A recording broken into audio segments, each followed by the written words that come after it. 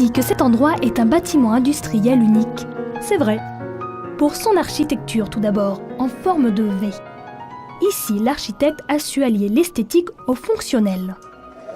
C'est là qu'au début du XXe siècle, les ouvriers artisans du peigne en celluloïd venaient travailler à 3 ou 4 dans de petits ateliers. 60 cabines alignées, un étage et un mode de fonctionnement original pour cette époque. Pourquoi ? Parce que les 200 ouvriers qui venaient ici louaient eux-mêmes leur espace de travail et leur énergie. Ils partageaient atelier et espace commun, mais gardaient leur indépendance. Autre particularité de la grande vapeur, son architecture, qui assumait les sous-amène-toits, contraintes de travail et confort des travailleurs. Comment ? En procédant à des installations révolutionnaires pour l'époque.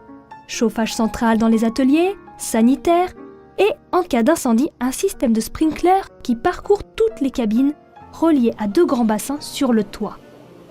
Et puis ce bâtiment, c'est aussi un emblème pour les habitants d'Oyonnax, comme vous le dira Teresa Lefélic, assistante de conservation du patrimoine au musée d'Oyonnax.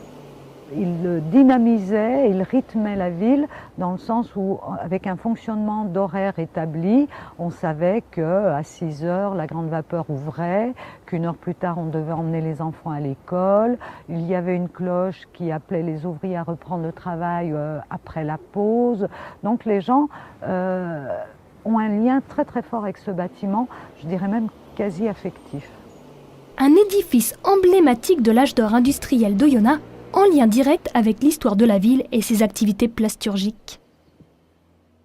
Ceci dit, il est un autre lieu qui rappelle ce savoir-faire et cette particularité locale, le musée du peigne et de la plasturgie.